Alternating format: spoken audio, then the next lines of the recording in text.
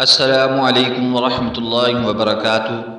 Viewers, آج ہم انشاءاللہ العزیز آپ کے سامنے یہ نبی کریم صلی اللہ علیہ وسلم کا خط جو انہوں نے مصر کے بادشاہ کے نام بھیجا وہ بیان کریں گے۔ نبی صلی اللہ علیہ وسلم نے ایک گرامی نامہ جریج بن متاع کے نام روانہ فرمایا، جس کا لقب مقوقس تھا اور جو مصر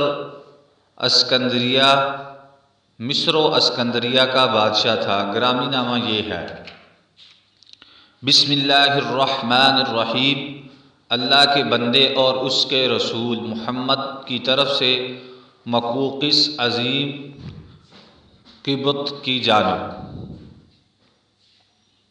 اس پر سلام جو ہدایت کی پیروی کرے۔ اما بعد، میں تمہیں اسلام کی دعوت دیتا ہوں۔ اسلام لاؤ سلامت رہو گے، اور اسلام لاؤ اللہ تمہیں دوہرا اجر دے گا، لیکن اگر تم نے منہ موڑا تو تم پر اہل قبط کا بھی گناہ ہوگا۔ اے اہل قبط، ایک ایسی بات کی طرف آؤ جو ہمارے اور تمہارے درمیان برابر ہے کہ ہم اللہ کے سوا کسی کی عبادت نہ کریں اور اس کے ساتھ کسی چیز کو شریک نہ ٹھہرائیں، اور ہم میں سے بعض کو اللہ کی بجائے رب نہ بنائیں۔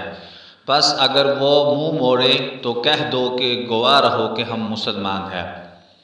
اس خط کو پہنچانے کے لیے حضرت حاطب بن ابی بلتع کا انتخاب فرمایا گیا۔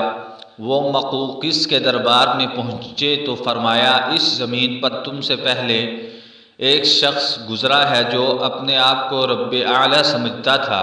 اللہ نے اسے آخر و اول کے لیے عبرت بنا دیا۔ پہلے تو اس کے ذریعے لوگوں سے انتقام لیا، پھر خود اس کو انتقام کا نشانہ بنایا۔ لہٰذا دوسروں سے عبرت پکڑو، ایسا نہ ہو کہ دوسرے تم سے عبرت پکڑیں۔ مقوقس نے کہا، ہمارا ایک دین ہے جس سے ہم چھوڑ نہیں سکتے جب تک کہ اس سے بہترین دین نہ مل جائے۔ حضرت حاطب نے فرمایا، ہم تمہیں اسلام کی دعوت دیتے ہیں جسے اللہ تعالیٰ نے تمام ماسوا ادیان کے بدلے کافی بنا دیا ہے۔ دیکھو، اس نبی نے لوگوں کو اسلام کی دعوت دی تو اس کے خلاف قریش سب سے زیادہ سخت ثابت ہوئے، یہود نے سب سے بڑھ کر دشمنی کی، اور نصارہ سب سے زیادہ قریب رہے۔ میری عمر کی قسم، جس طرح حضرت موسیٰ علیہ السلام نے حضرت عیسیٰ علیہ السلام کے لیے بشارت دی تھی، اسی طرح حضرت عیسیٰ علیہ السلام نے محمد صلی اللہ علیہ وسلم کے لیے بشارت دی ہے۔ اور ہم تمہیں قرآن مجید کی دعوت اس طرح دیتے ہیں جیسے تم اہل تورات کو انجیل کی دعوت دیتے ہو۔ تو جو نبی جس قوم کو پا جاتا ہے وہ قوم اس کی امت ہو جاتی ہے، اور اس پر لازم ہو جاتا ہے کہ وہ اس نبی کی اطاعت کرے۔ تم نے اس نبی کا عہد پا لیا ہے، اور پھر ہم تمہیں دین مسیح سے روکتے نہیں بلکہ ہم تو اسی کا حکم دیتے ہیں۔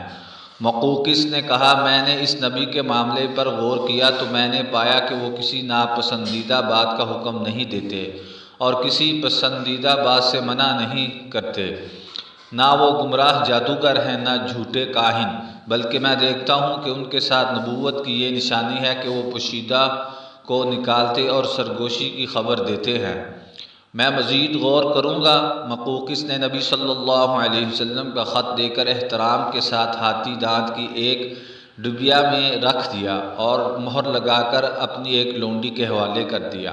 پھر عربی لکھنے والے ایک کاتب کو بلا کر رسول اللہ صلی اللہ علیہ وسلم کی خدمت میں حسب ذیل خط لکھا: بسم اللہ الرحمن الرحیم، محمد بن عبداللہ کے لیے مقوقس عظیم قبط کی طرف سے، آپ صلی اللہ علیہ وسلم پر سلام۔ اما بعد، میں نے آپ کا خط پڑھا اور اس میں آپ کی ذکر کی ہوئی بات اور دعوت کو سمجھا۔ مجھے معلوم ہے ابھی ایک نبی کی آمد باقی ہے۔ میں سمجھتا تھا کہ وہ شام سے نمودار ہوگا۔